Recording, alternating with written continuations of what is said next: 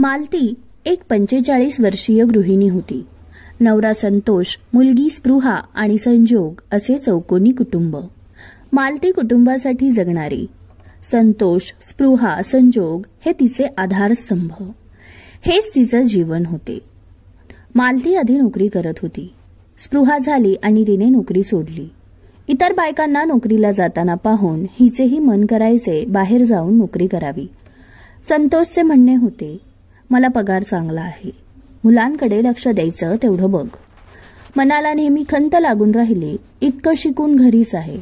त्या संसार नावाच्या चौकटीत जणू तिने स्वतःला कैद केले.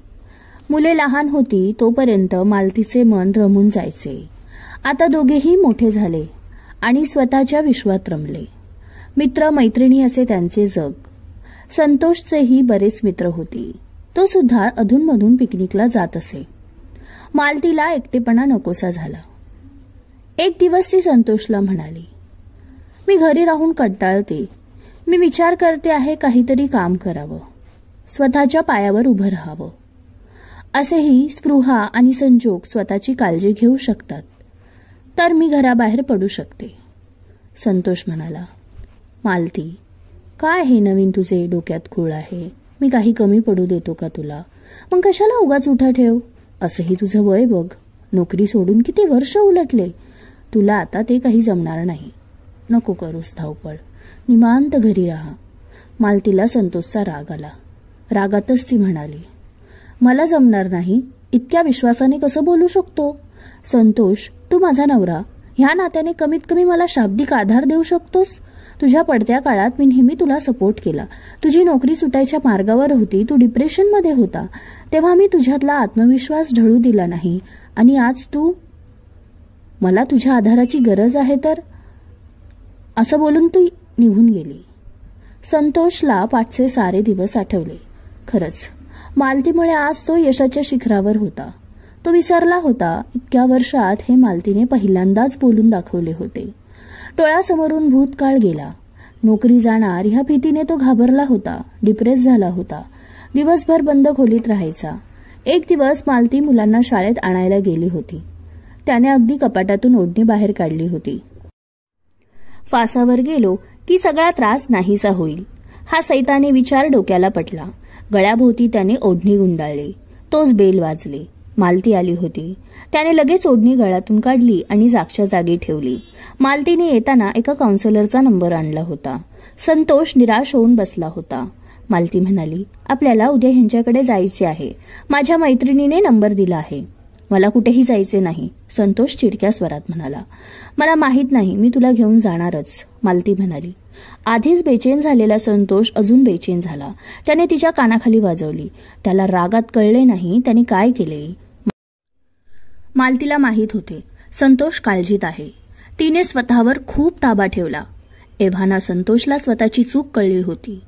तो अपराधी चेहऱ्याने मालतीच्या जवळ गेला आणि म्हणाला, सॉरी मालती, मी तुझ्यावर हात उचलायला नको होता. एकाच अटीवर तुझ्या सॉरीचा मी स्वीकार करेन. तुला उद्या माझ्यासोबत यायचे आहे, मालती म्हणाली.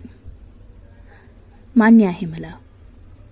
दुसऱ्या दिवशी दोघेही काउन्सिलरकडे गेले.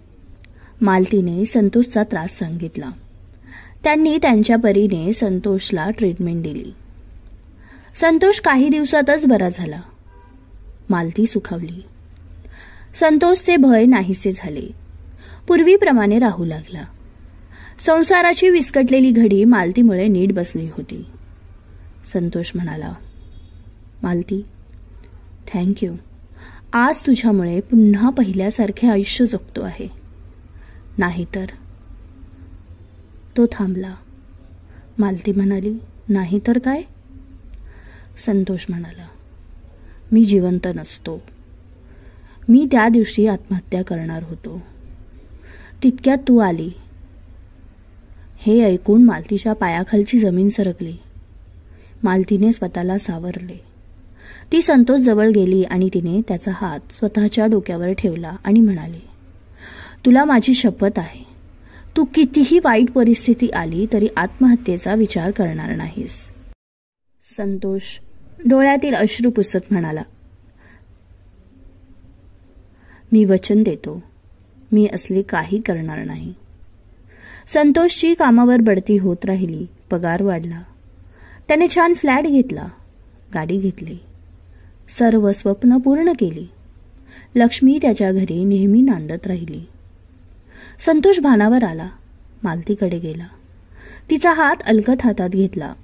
मालती त्याच्याकडे पाहू लागली.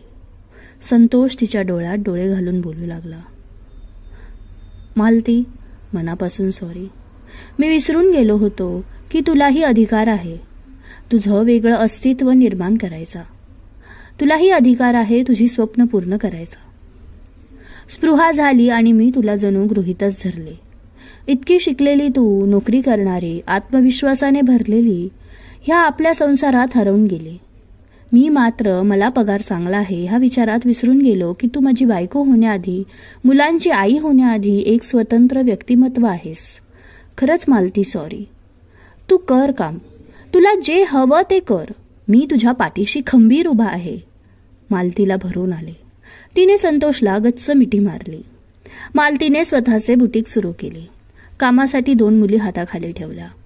तिचा दिवस कधी निघून जात तिला कळत नसे. मुलांनाही आईचे बदललेले रूप आवडले. घराच्या 4 भिंतीची चौकट पार केल्यापासून ती स्वतःवर जास्त प्रेम करू लागली होती. स्वतःसाठी जगू लागली होती. मालतीचा वाढदिवस होता. सगळे हॉटेलमध्ये गेले. वेगवेगळ्या डिश ऑर्डर केल्या. केक कट केला. वेटर बिल घेऊन आला. तो संतोषकडे गेला. संतोष मालतीकडे पाहून म्हणाला, हे बिल मॅडम देतील. मालतीच्या चेहऱ्यावर समाधान ओसंडून वाहत होते. मालती बिझनेस वुमन झाली होती. आज तिचा वाढदिवस खूप खास होता, कारण आज पहिल्यांदा मालतीने स्वकमाईने पार्टी दिली होती. मालतीने स्वतःच्या पायावर उभे राहून दाखवून दिले होते की जबर इच्छाशक्ती असेल तर सर्व शक्य आहे. गरज असते चौकटीच्या बाहेर जाऊन विचार करायची आणि त्याप्रमाणे वागण्याची. निश्चय केला तर काहीही अशक्य नाही. बरोबर ना? समाप्त. कथालेखन अश्विनी पाखरे ओगले. कथा आवडली असेल तर लाईक, कमेंट, शेअर करून माझ्या लिखाणाचा उत्साह जरूर वाढवा आणि चॅनलला जरूर सबस्क्राईब करा. लवकरच भेटू नवीन कथेसह. धन्यवाद.